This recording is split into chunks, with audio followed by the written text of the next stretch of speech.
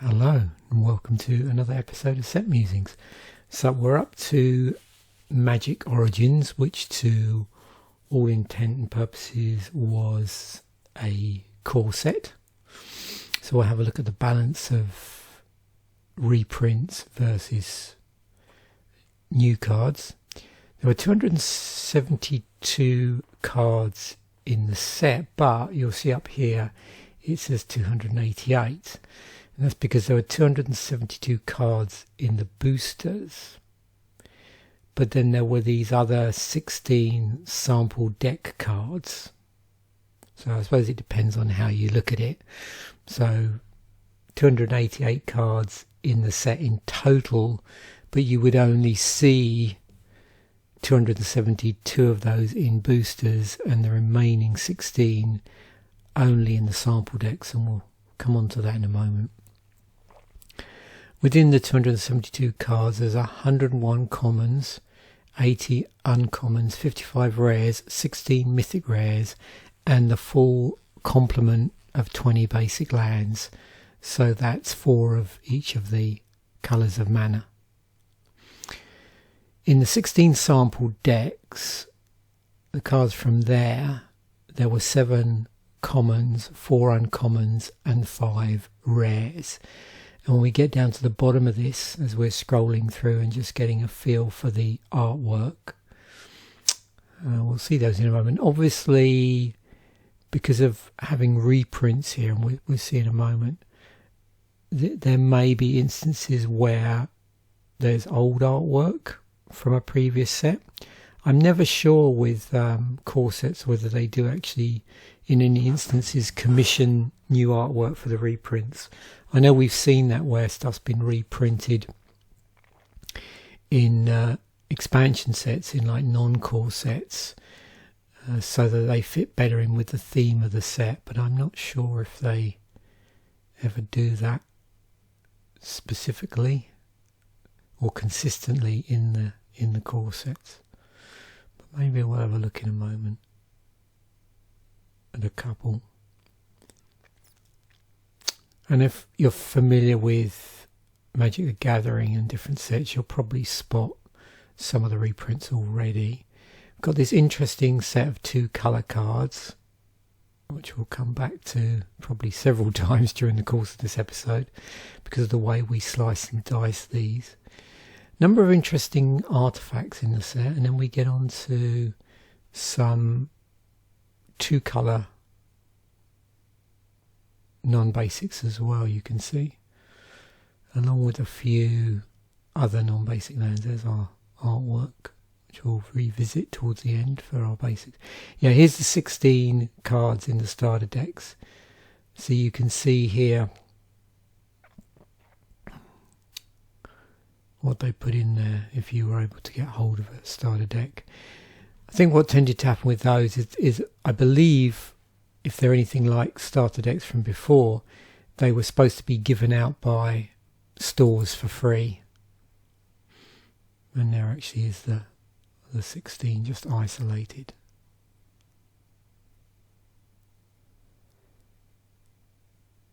And you can notice there's a number of classics in here. So we've in white we've got Sarah Angel. Just looking to see what the rares were actually. So Aegis Angel, Mahometi Jin, Nightmare is the rare in black, Reddit Shivan Dragon, the rare, and then Terra Stomper in green. You know, cards like Shivan Dragon go way back.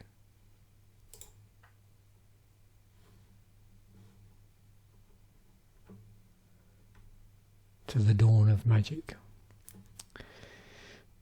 And I think that was the point to some degree with the cards in here. A number of them, not just the rares, have been printed in Magic numerous times. I mean, Nightmare I remember from 10th edition, but you'll see if you go back, yeah, another card from way back in the day. Nice artwork for that one, the original artwork. And then, yeah, see with Terra Stomper, not so much there. Just looking to see what the green, which green ones went all the way back. Was it Plummet? Not that far back. And Prize Unicorn, yep, no. So not really consistent across the colours. You know, what I suppose one would hope for and would have been cool is if for these they'd included like a card, you know, one card in each of the colours at least that went all the way back to the very dawn of Magic. And that in some ways, thematically, I think that was sort of what the set was about. It was supposed to include, you know, Magic Origins, references to themes and various other things from way back in terms of the sort of storyline, because it's a multi-planes set, as is a lot of core sets. So stuff to look out for. We've got double face cards in here. We've got Menace. We have Prowess, Renown, Scry, Spell, Mastery. And you'll see as we go through those how they're balanced across the colours or not, as the case may be. So we have 87 reprints in here. And no doubt, again, if you're familiar with Magic sets, you'll probably recognise several of these go way back.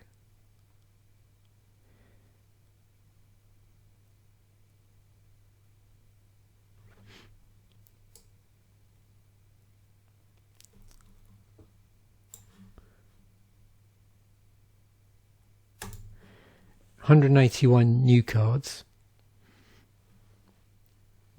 So not such a sort of 50-50 split here, which is surprising again with like an Origins theme set. You'd think there would be an even balance of old and new. Okay, moving on to the different colours and how everything sort of lines up. So we've got 24 cards here, excluding any land, which don't have any colour in the casting cost. You'll notice that, however, within this there's at least one here which has a reference to a colour, adding red mana. And where is it? Meteorite. You can add 1 mana of any colour to your mana pool, although it does cost 5 to cast. Okay, monocolour casting cost stuff, 225 cards. So vast majority of the set is monocoloured. 2 colours in the casting cost. There's this sort of set of 10, I think they call them draft indicators, which we'll no doubt get back to. So 10 of those, you can see they're 2 colour. So just moving through the different colours now to get a feel for the tribal sort of breakdown you might see. So you can see again we're in white, number of humans. We've got a couple of angels already, just scrolling through here. What did we see? That was 33 cards. So yeah, spirits, birds, yeah, lots of humans. Good spattering of birds. Some angels here. Soldiers being a popular creature subtype in white. And then we've got the 2 colours that share white as one of the colours. So 2 of those are going to be allied, 2 are going to be enemy.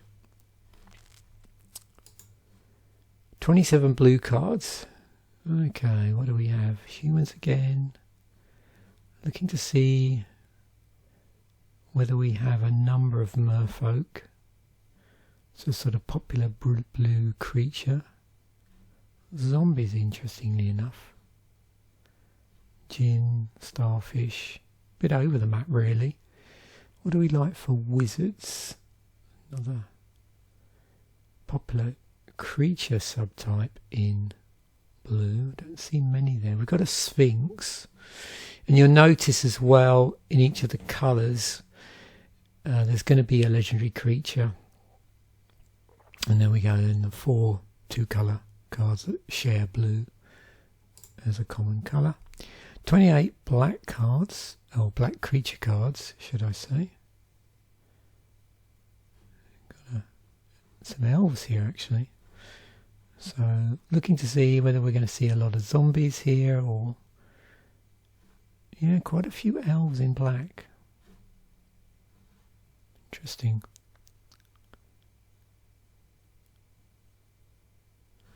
Also, there were these double face cards which we'll come on to in a moment. Yeah, looks like a high percentage of zombies and quite a number of elves here. Got the usual demons and the warrior creature subtype. There's our nightmare horse. Some spirits. And there's our 4 common colour cards. 29 red cards. More humans. Dragon, lizard. Let's see what our goblins are going to be like. Again, interesting to see like what creature types for different colours there are in or at common.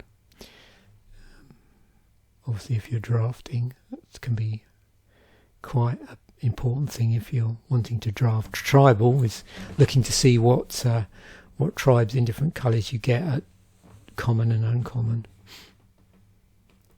and are there any tribal lords as well. So yeah, a number of goblins here.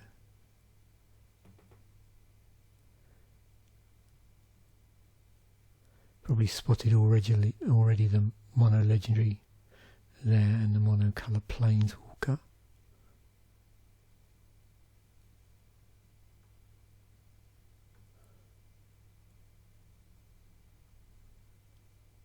Two-faced legendary creature that turns into a planeswalker. So green, 32 creature cards in green. Elf tribal, clearly a thing here. And looks like we got elves in green and black.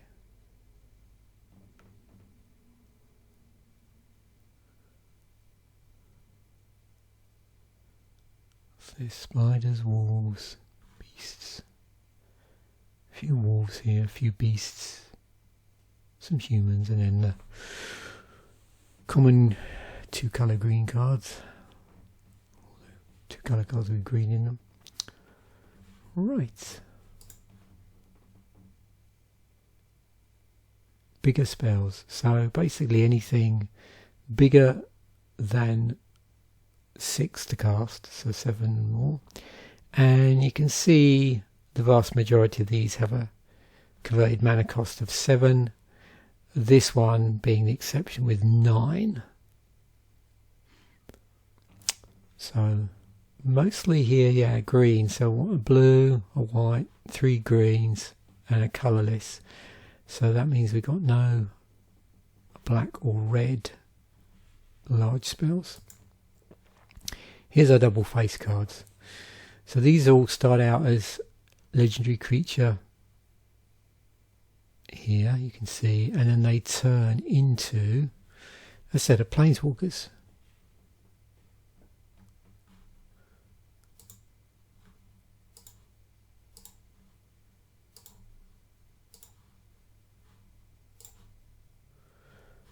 As you can see on here, it's pretty clear what the transformation criteria are.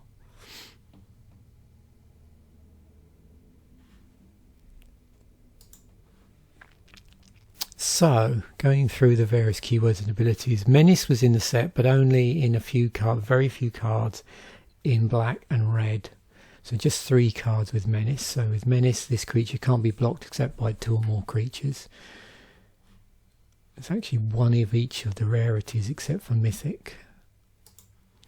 We've got 4 Prowess cards. So with Prowess, whenever you cast a non-creature spell, this creature gets +1/+1 until end of turn. 2 at uncommon, 1 at uncommon, 1 at rare, equally in red and blue. So Renown, slightly more stuff, 20 cards here, and as you can see, white is 1 colour, red is another, green is a third, and then we have a green-white one. So with Renown, firstly you can see they are, I was going to say they're all creatures except for 1. So it looks like all of the creatures have the actual Renown keyword on there. And then the one that isn't cares about Renown.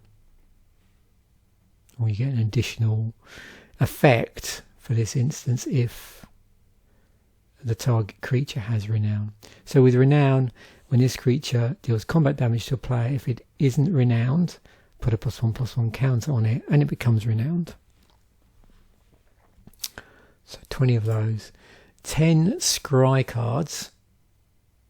So with Scry, look at the top card of your library. You may put that card on the bottom of your library.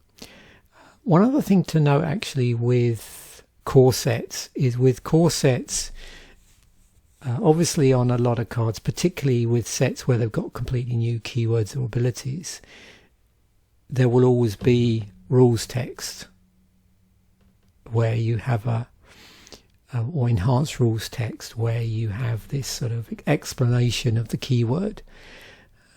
In a core set, that's a sort of requirement. So you'll notice is with core sets through time, some keywords abilities which are fairly well known will still have an explanation, if you like, a clarification of the rules. So you can see here on the Scry, look at the top card of your library. You may put that card on the bottom of your library. And there's a number against it. And of course, that's the number of cards you look at. And as you can see, it's across a number of different types of card as well. Looks like the maximum here is what, Scry? Oh, there's a Scry 5 there. So that must have maxed out at that. Spell Mastery. So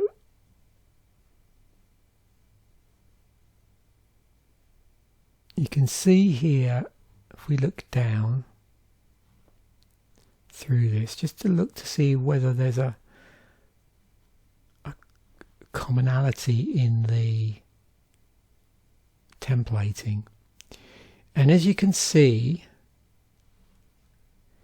it's always based on this condition where it says if there are 2 or more instant and or sorcery cards in your graveyard. So that first bit looks like it's the same through all the cards.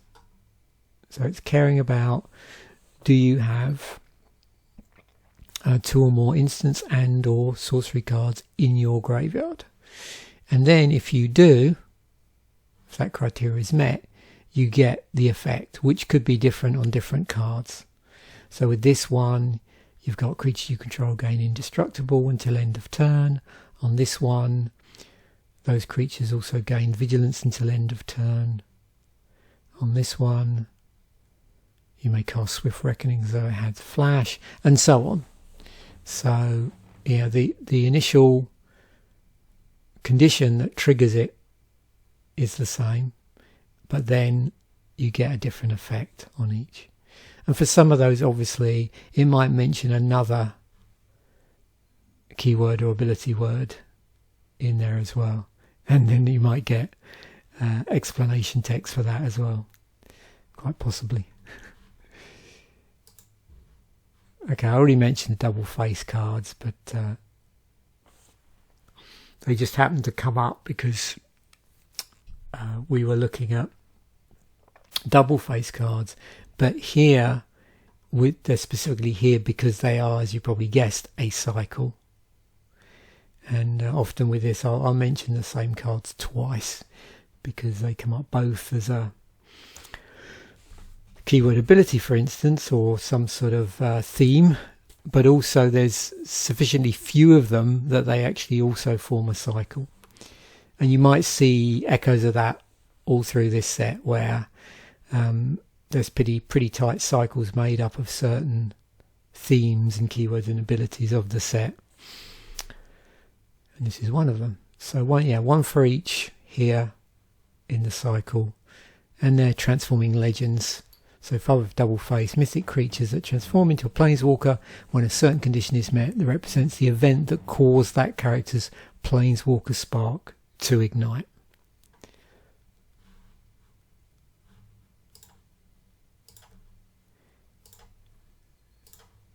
And there you go.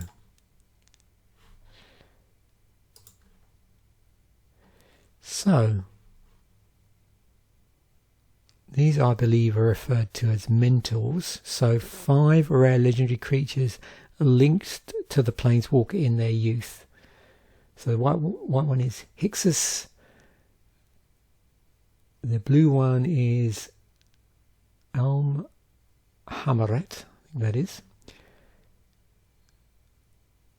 Kothafed is the black one. I think that's how you pronounce it. Pia and Kiran Nala. Nala,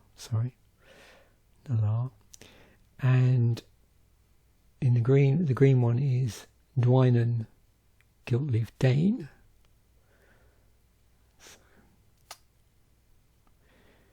Now this one is interesting.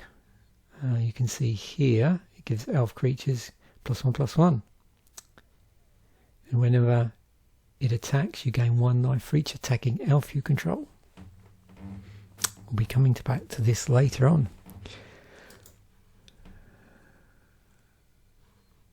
So a same named cycle. So 5 common cards that get stronger when having cards with the same name on the field, graveyard, or in the library.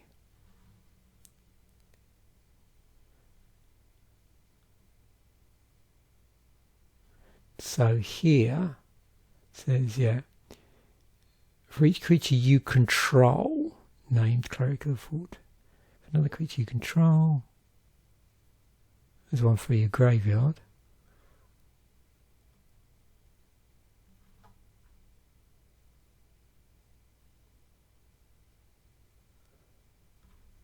Search your library, so that's the library one. And then this is another creature you control on the battlefield.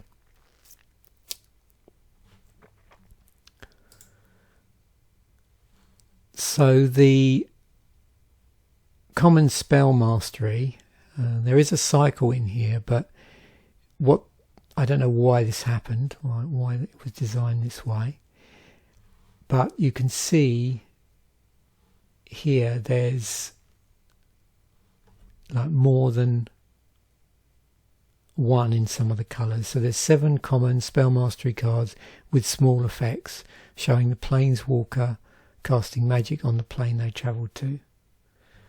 Scythian Tactics, Calculated Dismissal, Sing to Sleep, Dark Dabblings, Unholy Anger, Fiery Impulse, and Nissa's Pilgrimage.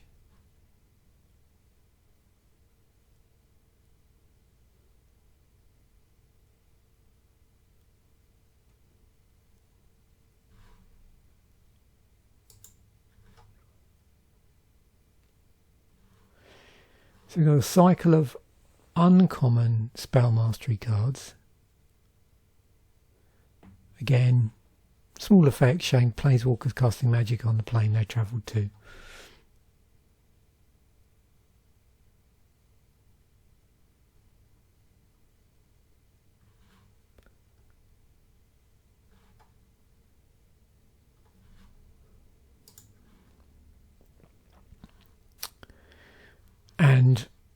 not surprisingly, there's also a cycle of rare spell mastery cards.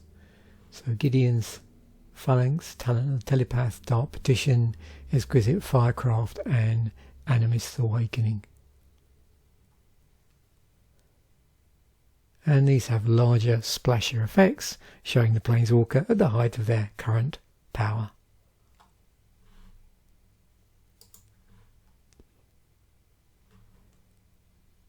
Pivotal moments, so 5 uncommon, rare or mythic rare cards depicting the big story moment for the Planeswalker narrative arc.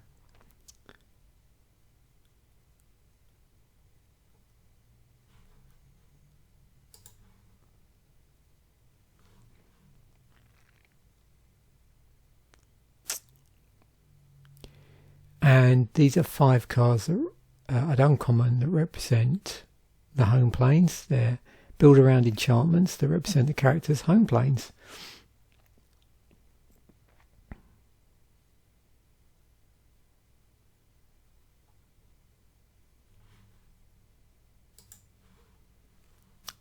Got a cycle of enemy coloured pain lands. So 5 rare dual lands with tap, add colourless to your mana pool, but then alternatively you can tap them, add red, in this case red or white, so you can see their enemy colours, and if you do that then they deal 1 damage to you. So the pain lands. Magic 2015.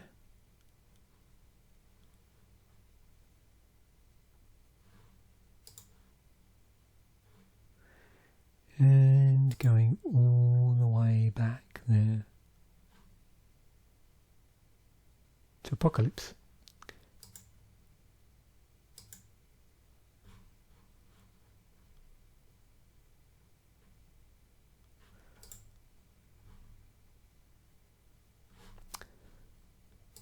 Ooh.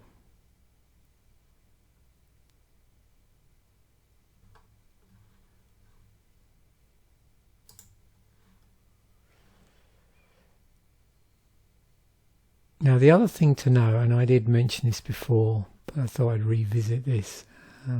You can see here we've got this cycle of sort of 2 colour combinations here. And so with these often you get these limited limited archetype cards. So there was also, I believe, a link to one of the featured planes as well. So we've got Thunderclap, Wyvern, so that's the plane of Vryn, Control the Skies, Spell Mastery type thing. Then Possessed Scab from Innistrad. I'm not saying the cards necessarily from Innistrad, but it's linked in some way to the plane of Innistrad. It's Graveyard, Blazing Hellhounds, Regatha, Sacrifice theme. Zendikar Incarnate, well, it's in the name. Zendikar mid-range beatdown creature ramp. Citadel Castellian, Bant, Renowned Pump theme, Bloodcurse Knight, Auras from the plane of Dominaria. From the plane of Kaladesh, we've got Recluse Artificer, and that's Tempo Aggro Artifacts. Shaman of the Pack from Lorwyn, mid-range Attrition Elves. Aroa's Companion from Theros, Go Wide. And then Bounding Krasis, which is Tempos, green-blue, from Ravnica.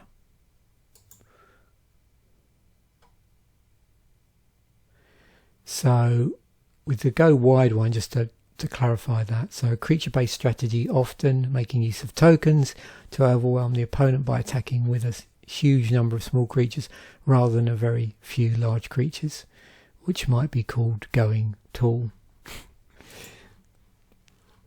Straight out of MTG Wiki, by the way. 16 mythics.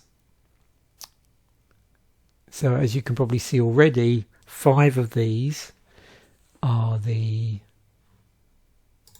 double-faced legendaries into Planeswalker cards. And then we've got another a number of other ones here which don't appear. That one was, no. I was just thinking, I don't think any of these are part of a cycle. So there's only one cycle within the 16. Land, basic land. So yeah, pulled from previous artwork, I should imagine.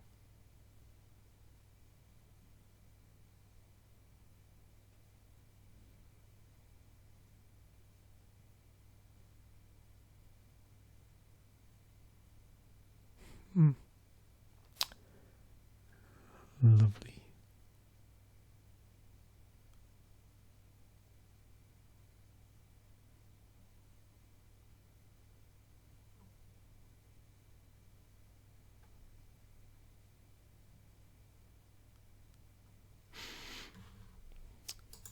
Moving on. So here's these are our 9 non-basic lands, 5 of which are the 2-colour enemy lands in the set.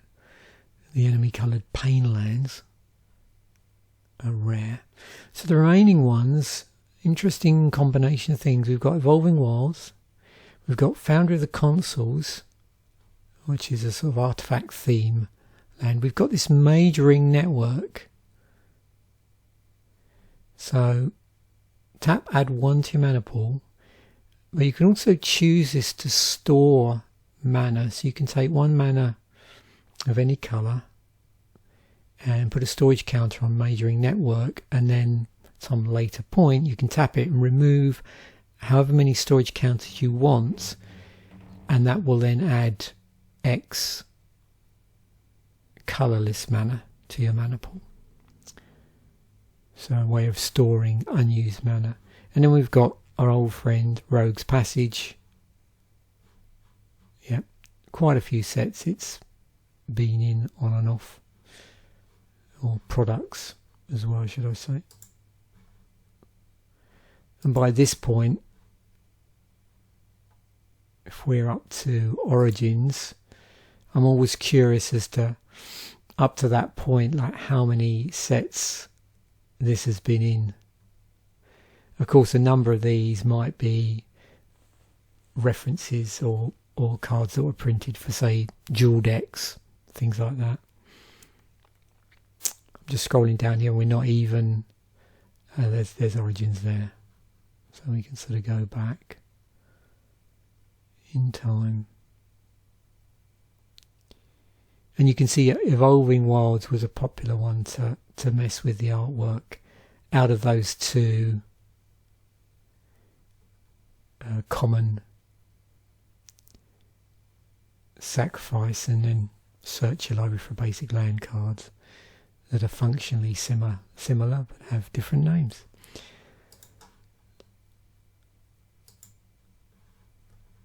"13 legendaries." So 10 of these are going to be the 2 cycles of the legendary creatures at rare, and then the legendary creatures at mythic, which transform into planeswalkers. So that means we've got another 3 here that don't fall into that category, and they are Pyromancer's Goggles, Alhammaret's Archive, and Sword of the Animist.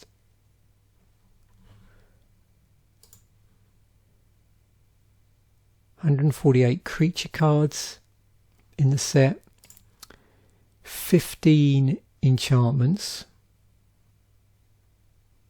and you can see across all the colours. In fact, it looks fairly evenly balanced. Yeah, there's 3 in each.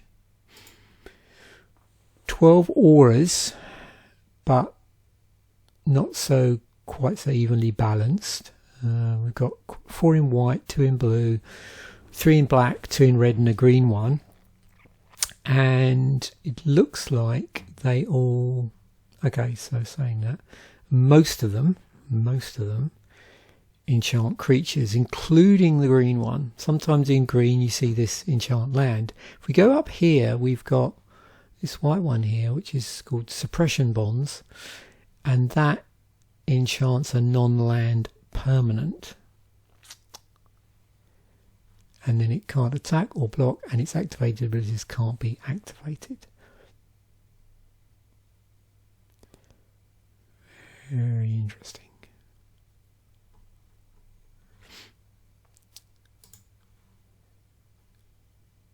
Quite a smattering of artifact creatures, actually, which you don't always see in sets.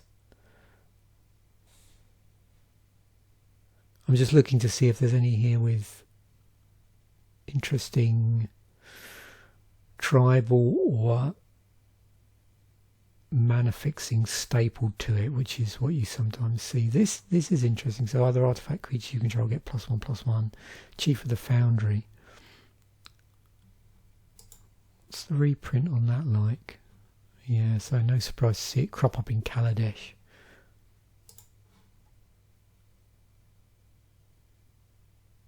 Got something here which seems to be spitting out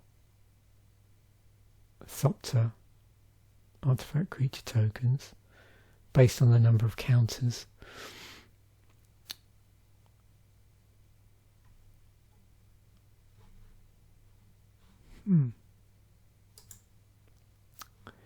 Some equipment, 6 pieces of equipment. It's very interesting. Sword of the Animist. Got Sigil of Valor, Helmet of Gods, Brawler's Plate, Throwing Knife, and Veteran Sidearm.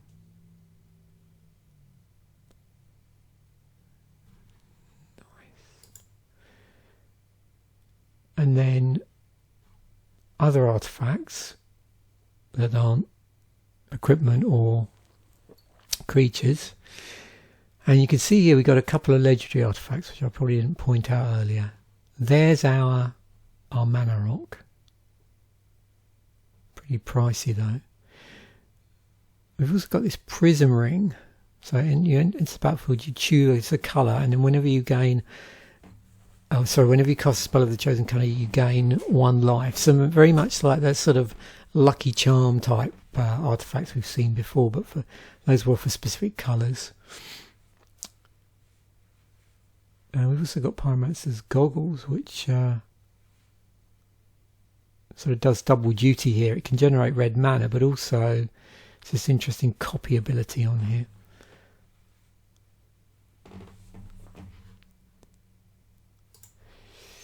What have we got instance doing? There's a lot of instance, 34.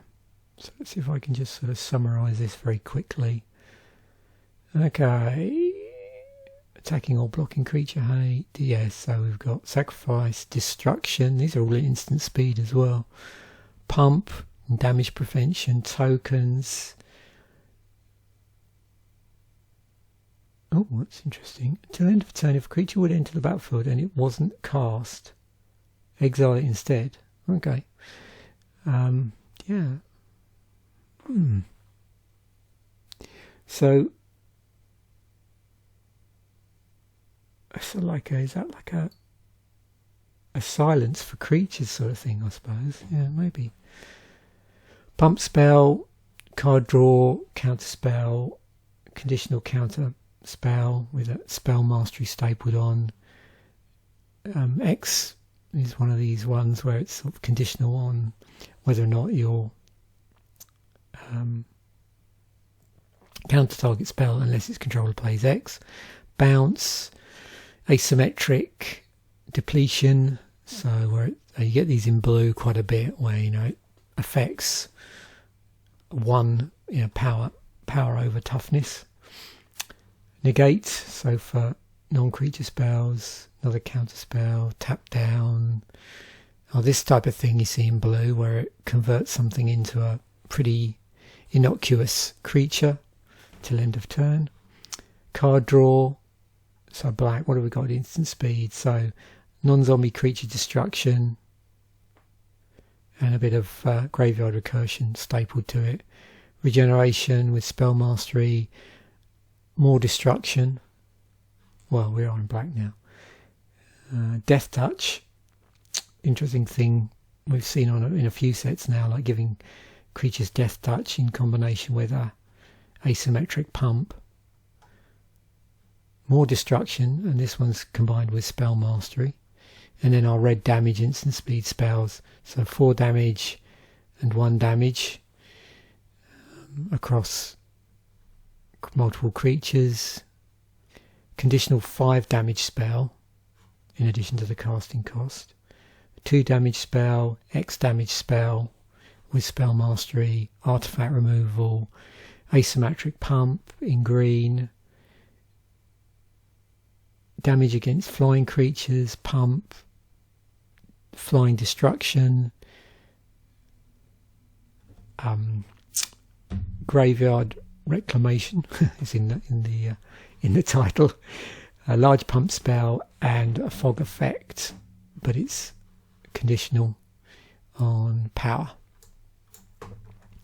You notice in this set quite a number fewer. Oh no, hang on. Sorry, this is the trouble with going ahead of yourself. So yeah, around the same region of sorceries, but I think I was thinking of last week's set where there was quite a lower number of sorceries versus instants. For this one, it's roughly the same. So what sorcery speed stuff do we have? Life gain, asymmetric pump with spell mastery tap down, the sacrifice, okay.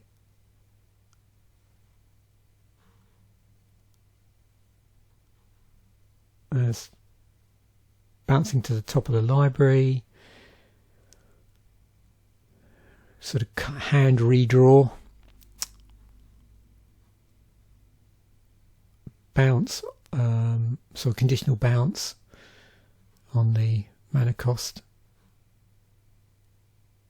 Elk Mill, bounce of creatures, library manipulation. So we've got tutoring going on here with spell mastery,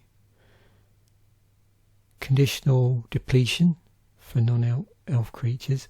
We've got this as well as the -4/-4 on any creature, or all creatures actually.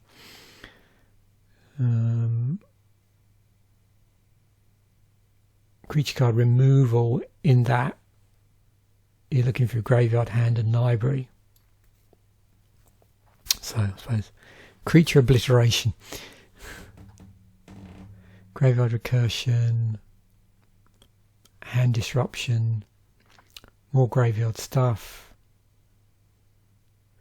more hand disruption, interesting card draw in black where you get this where you're oh sorry, not card draw, yeah, your scrying card draw, using life as an extra resource in addition to the casting cost.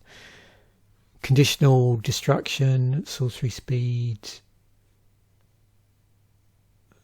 Okay, so we've got conditional discard as act of treason, which I'm sure we've seen in numerous sets now. Conditional damage, artifact land destruction, token, so moving on to red now. 4 damage sorcery spell, 3 damage sorcery spell with scry, and that previous one had spell mastery. Conditional card draw on you discarding a land in addition to paying the casting cost. Now moving on to the green ones. Yeah, that sort of green tutoring you get. This one for land. Oh, this one for creatures. Pump. Forest tutoring.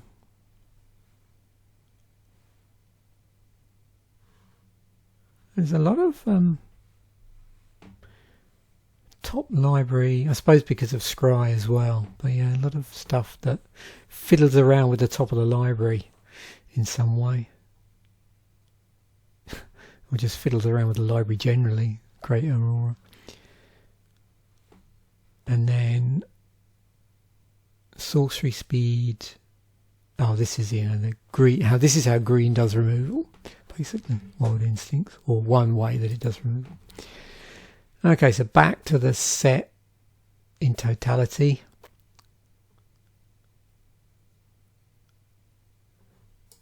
It looks like oh, it's funny. It's the sort of thing that I'd expect to turn up in an Innistrad set, maybe, but not in this case. Okay, prices. So most expensive card in the set at the moment is Archangel of Tithes.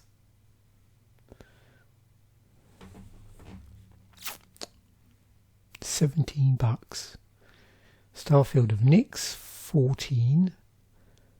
Alhammarat's Archive down to 10. So it looks like, yeah, after the top three we're below $10.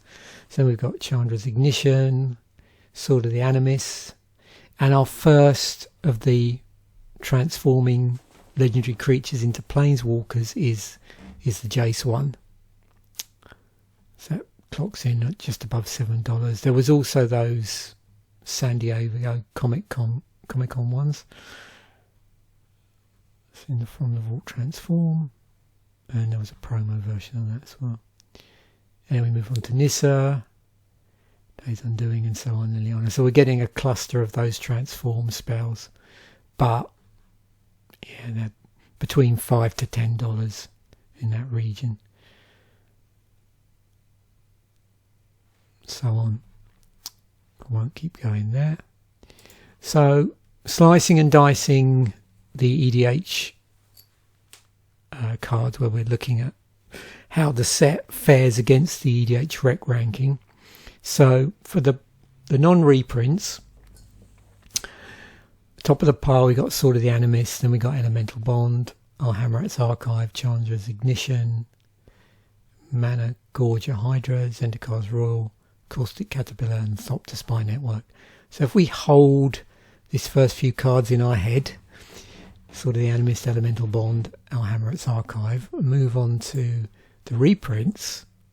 So probably no surprise to see what's here. Evolving Wilds, Rogue's Passage, Negate, the enemy coloured Painlands, and then things like Read the Bones in amongst that, Knight of the White Orchid, and so on. So you can see, sort of very popular cards in EDH. So hopefully we remembered the top three, just to see where they're placed in amongst this. So you can see here, Sword of the Animist is between Negate and the first of the enemy coloured Painlands. And then we get out Alhammarat's Archive. I'm going to have to go back because I'm terrible. So Elemental Bond was in amongst here somewhere. Oh, there it is, just before there. So yeah.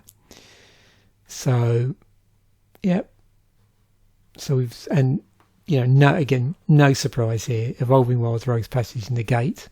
They're in so many EDH decks on EDH Rec that Sword of the Animus doesn't really stand a chance, no matter how popular it is, and the fact that it's an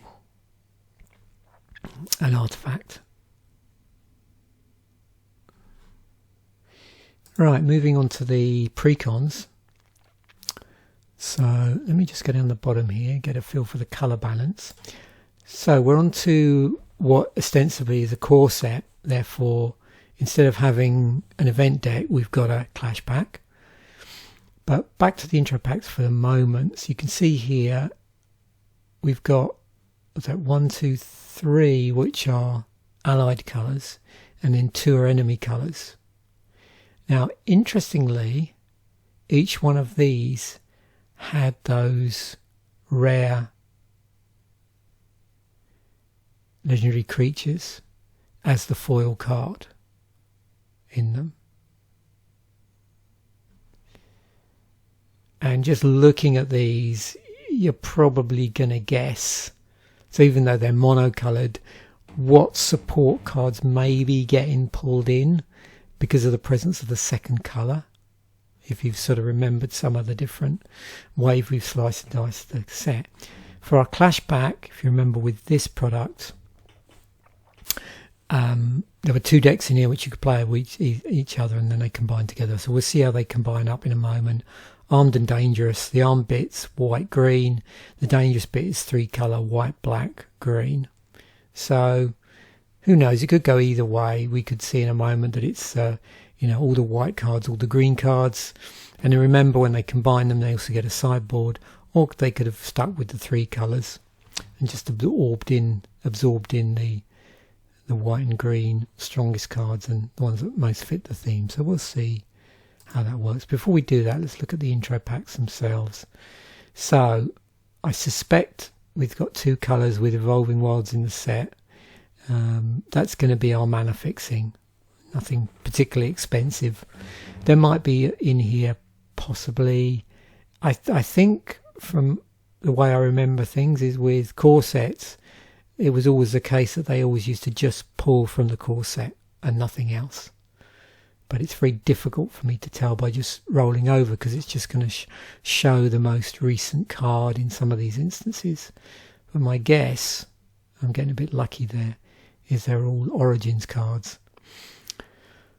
So, as I mentioned, you've got the legendary creature, the monocolour one, as the foil, and then we've got out in this set, so we've got white green here and Outland Colossus. Let me see if I do that for all of the cards here.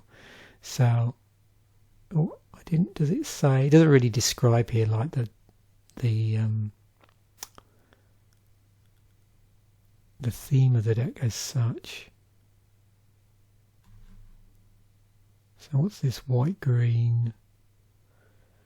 Is it counters? There's definitely a bit of pump going on here. Was it green white? That was go wide, wasn't it? I'm assuming the other thing is they probably base these roughly around the limited archetypes as well. So the green white one was, Renowned Pump. Okay, Renowned Pump. Yeah. Okay. Yeah, makes sense. So, blue white,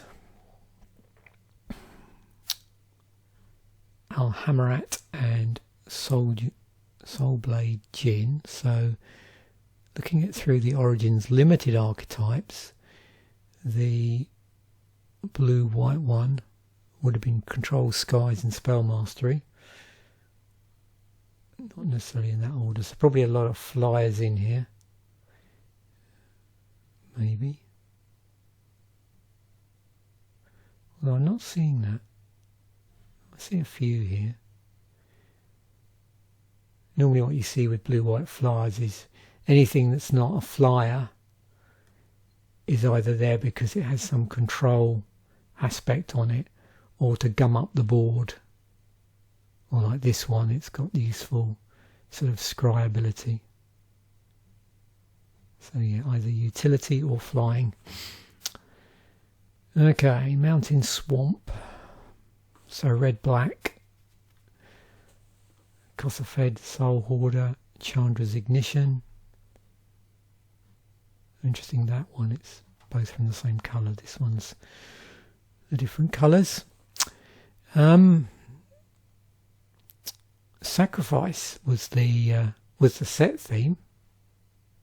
Well, we do have Fleshback Marauder here, so looks like they are so far sort of keeping in with that. Assemble Victory is red and blue. It's got Majoring Responder in here as the other rare.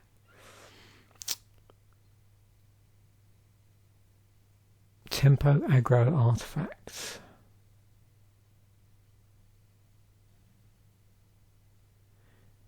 Well, certainly a few artifacts in here.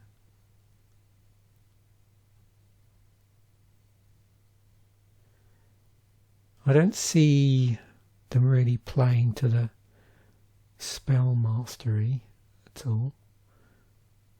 With instants and sorceries, which is sometimes a blue-red thing, but not here necessarily. Yeah, it looks like it's some artifact shenanigans. So hunting pack. So green-black.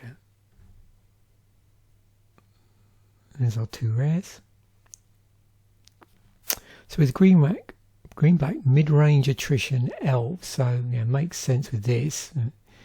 So we're going to probably see all of the green and black elves from the set, plus additional support cards, you know, creatures that have an interesting ability on them. That, okay, so it's got a similar name to another magic, another elf card, elf tribal card. And then the clash pack. So armed, aggressive, white-green deck based around the renown mechanic. And of course here, slightly nicer mana base. More rares, more alternate foils.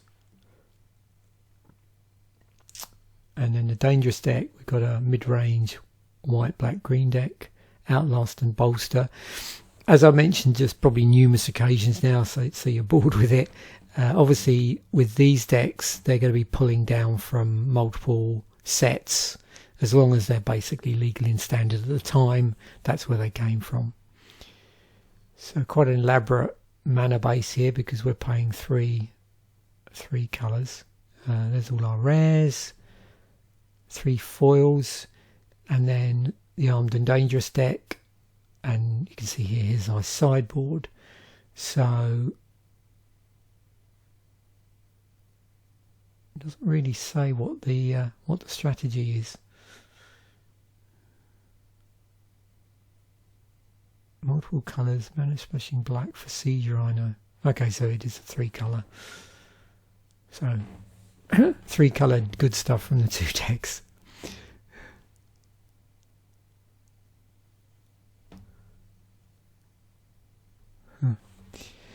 And then just looking forward to Friday's deck, or Friday's episode, which is I keep saying Friday, sorry, not Friday's episode, Tuesday's episode. Commander Durdle. I went with Dwynen, Giltleaf. Diane wanted a bit build a mono green elf deck. So really what I've done here is I've just pulled in all the green elves from the set for the moment. Various artifact utility that was in the set. Enchantment utility, yeah, basically anything that would be playable in a mono green deck, either because it's an elf, it cares about elves, or has an interesting effect on the board. When we come to start using the algorithm to see where it takes us, and I envisage it's going to be all in elves, I probably may well remove some of this stuff.